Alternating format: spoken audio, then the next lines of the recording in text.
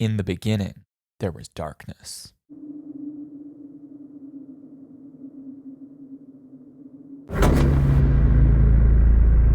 Then, a beam of light.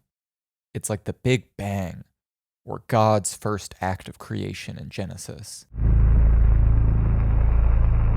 From the humming of machinery, we know the light is man-made, forged by human ingenuity to pierce and sculpt the darkness into something meaningful.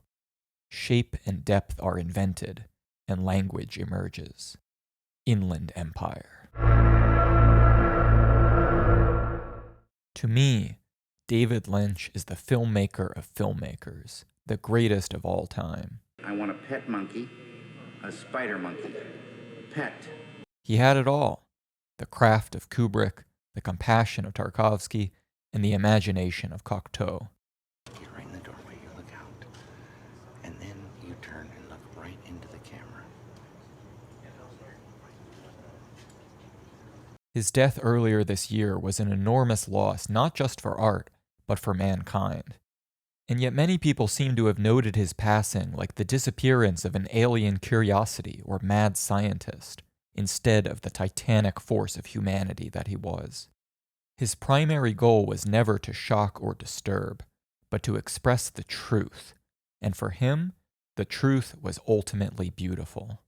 Look, right? Do you need to get through? Sorry. Yeah. Over the years, I've had many friends and acquaintances turn to me after watching a Lynch film and ask me what I think it means, as if Lynch's movies are just codes for something else, waiting to be decrypted. I think a better question is not, what does it mean, but rather, what did you see?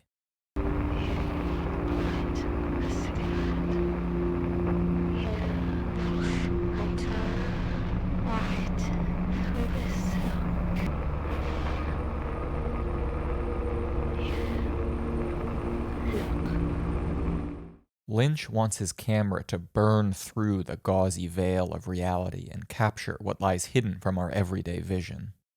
So for this video, I want to take the first few minutes of Inland Empire, his last theatrical masterpiece, and explain what it is I see. You'll be able to follow along without knowing the movie, and if you haven't seen it, I hope what I say here will inspire you to check it out.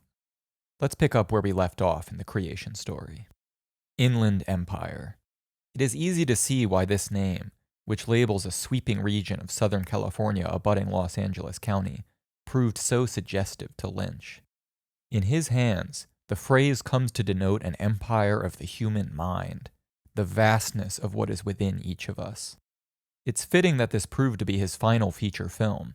Even over a decade ago, I felt he could not possibly make another. The title card alone has the weight and monumentality of some culminating statement, and captures in 2 words the true breadth of what he had been creating in his oeuvre for 30 years.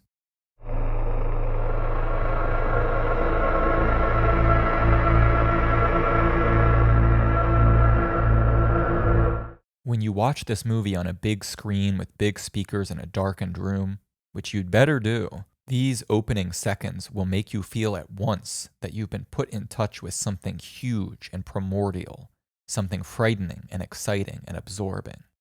What else does the darkness have in store?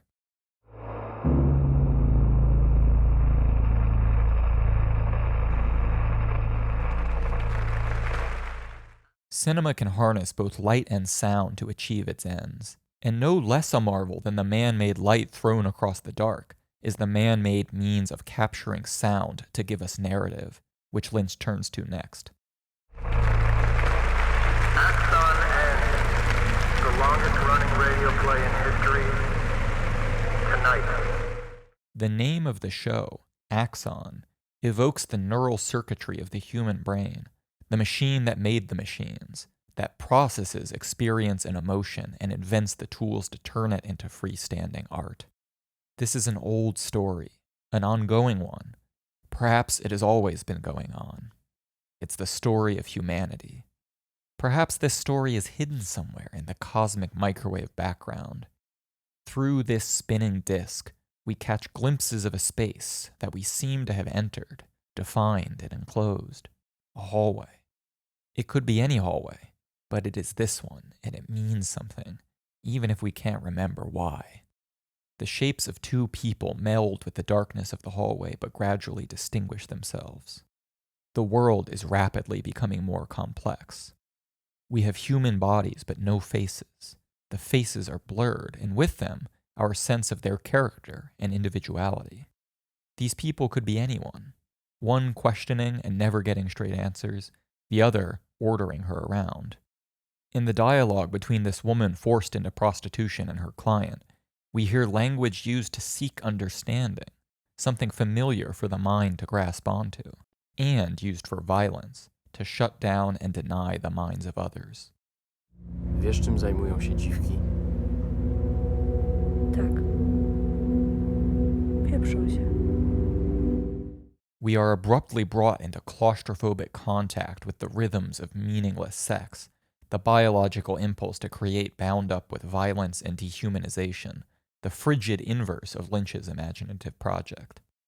Amnesia and anxiety bleed into one another. Gdzie jesteś? Boję się. But then, I sing this poem to you. a burst of music, and shortly after, a flare of color. The black clouds have dissolved into brightly streaming rain. Finally, we behold the long-withheld human face, the sight of beauty and emotion, filling the screen, looking through tears of grief, loneliness, confusion, understanding, and perhaps, finally, joy.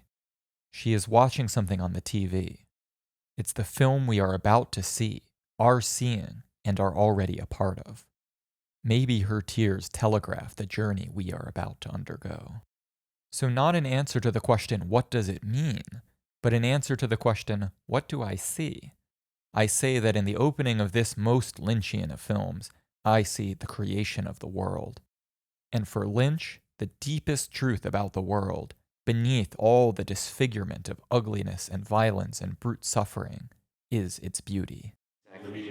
Yes, exactly. With the reflection of the light. Oh, it was so beautiful.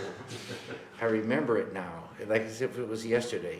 For all the terror he plumbed with a skill and power that most horror directors could only envy, the ultimate truth he saw, the one he found in the ocean of the unconscious and explored through art and meditation, was beauty.